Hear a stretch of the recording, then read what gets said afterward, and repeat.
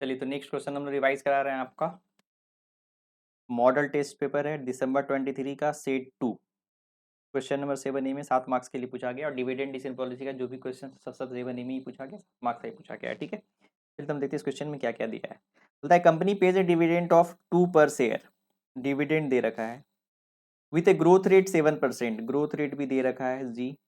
The risk free rate of return is 9%, RF दे रखा है। The market rate of return is 13%, RM दे रखा है। The company has a beta factor 1.50, beta दे रखा है। However, due to decision of the finance manager, beta is likely to increase 1.75 sir, ये बीटा 1 है, डिसीजन लेने के बाद बीटा चेंज हो जाएगा 1.50 से 1.75 हो जाएगा। बोल रहा है find out the present as well as the likely value of the share of the after the decision. मतलब आपको क्या करना है, मार्केट वैल्यू निकालना है, वैल्यू ऑफ द शेयर्स निकालना है। पहले आपको बीटा 1 पे निकालना है मार्केट वैल्यू, दूसरा बीटा 2 पे मार्केट वैल्यू निकालना है। ठीक है, एकदम सिंपल। सारा क्वेश्चन में दे रखा है, डिविडेंड दे रखा है, ग्रोथ रेट दे रखा है, RF दे रखा है, RM दे रखा है। सिर्फ बीटा 2 है तो 2 बार आपका आंसर आएगा। एक बार बीटा रखेंगे तो अलग आंसर आएगा, दूसरी बार बीटा रखेंगे तो अलग आंसर आएगा। देखिए एकदम सिंपल, आपको वीडियो से ज़्यादा आपका नोट्स काम का है जो डायरेक्टली एक बार समझ में आपको इजीली आ जाएगा। सबसे पहला इसमें 2 फॉर्मूला यूज होगा, देखेंगे आप। सबसे पहला क्या, cost of equity. Cost of equity निकालने के लिए हम लोग क्या, CAPM मॉडल यूज करेंगे, कॉस्ट कैपिटलिस्टेड प्राइसिंग मॉडल, जिसमें के का फॉर्मूला क्या होता है, RF plus beta into RM minus RF। दूसरा वैल्यू ऑफ शेयर्स निकालने के लिए क्या निकालेंगे हम लोग, D1 डिवाइडेड बाई के माइनस जी। सबसे ज्यादा कॉस्ट ऑफ कैपिटल में भी सबसे ज्यादा यही फॉर्मूला यूज होता है मार्केट प्राइस निकालने के लिए। ठीक है, चलिए अब यहाँ पे देखिए क्या क्या दे रखा है हमको, क्या क्या चाहिए यहाँ पे, RF beta RM RF D1 KEG, इतना इन्फॉर्मेशन चाहिए। इसमें से आपका क्या डिविडेंड दे रखा है आपका 2 रुपया, ग्रोथ रेट 7% दिया हुआ है। और आपने बताया जब भी आप FM में क्वेश्चन सॉल्व करें कभी भी परसेंटेज को पॉइंट में लेंगे, तो 7% को हमने 0.07 लिख लिया। रिस्क फ्री रिटर्न 9% को हमने 0.09 ले लिया। मार्केट रिटर्न 13% ले लिया 0.13। इसमें प्रेजेंट बीटा दे रखा है 1.50 और फ्यूचर बीटा दे रखा है 1.75। तो हम एक बार 1.5 पे आंसर निकालते हैं, एक बार 1.75 पे आंसर निकालते हैं। ठीक है, चलिए पहला calculation of the present cost of equity, जब बीटा आपका 1.5 रहेगा तो बीटा 1.5 रहेगा 1.5, तो पहले कॉस्ट ऑफ इक्विटी निकालेंगे। तो हमने फॉर्मूला लिख दिया सिंपल, फॉर्मूला में RF दे रखा था 9%, बीटा 1.5 ले लिया ये वाला, RM माइनस RF, RM 13% दे रखा था, 9% दे रखा था, हमने सॉल्व कर दिया 15% आया मेरा। अब के आ गया। अब हमने मार्केट प्राइस के फॉर्मूला में हमने क्या कर दिया, के कितना रख लिया, डिविडेंड 2 रुपया दे रखा था, के आपका क्वेश्चन में अभी हमने निकाला 15% और ग्रोथ रेट 7% दे रखा था, हमने फॉर्मूला लिया, सिंपल रख दिया, हमारा आंसर कितना आ गया, 25 रुपये, एकदम सिंपल। ठीक है, चलिए फिर सेकेंड केस में क्या आ रहे हैं, सेकेंड केस में बीटा कितना है मेरा 1.75 है। तो सिंपल है, न्यू बीटा में हम लोग क्या करेंगे, फिर से हमने फॉर्मूला लिख दिया, यहाँ पे बीटा हमने कितना ले लिया 1.75, तो फिर हमने इसको सॉल्व कर दिया, सॉल्व किया तो मेरा नया जो इस बार के कितना आया मेरा 16%। ठीक है, अब हमने जो 16% आया हमने फिर से नया मार्केट प्राइस का शेयर फॉर्मूला ले लिया, इसमें के 16% लेकर के हमने क्वेश्चन को सॉल्व कर दिया, तो कितना आ गया 22 रुपये 22 पैसा।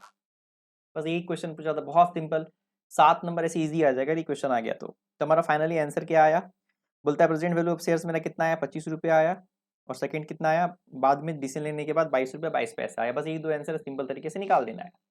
इस क्वेश्चन में एक बहुत बड़ा एक कंफ्यूजन है, ध्यान देंगे, हमने ट्विस्ट पॉइंट में लिख दिया है इसको, इस पॉइंट को ध्यान देंगे स्पेशली।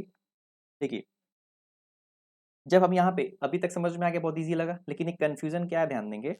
देखिए इस क्वेश्चन में 2 रुपया जो दिया गया है वो D0 है, but as per your suggested answer इसे D1 एज्यूम करके क्वेश्चन सॉल्व किया गया है, सो डोंट कंफ्यूज। देखिए जब जैसे हमने पढ़ाया है कि जब लिखा था डिविडेंड पेज, इसका मतलब हमने करंट डिविडेंड दिया हुआ है तो वो D1 कैलकुलेट करना होगा, क्योंकि यहाँ मार्केट प्राइस में हम लोग D1 लेते हैं, और D1 का मतलब क्या होता है D01 प्लस जी।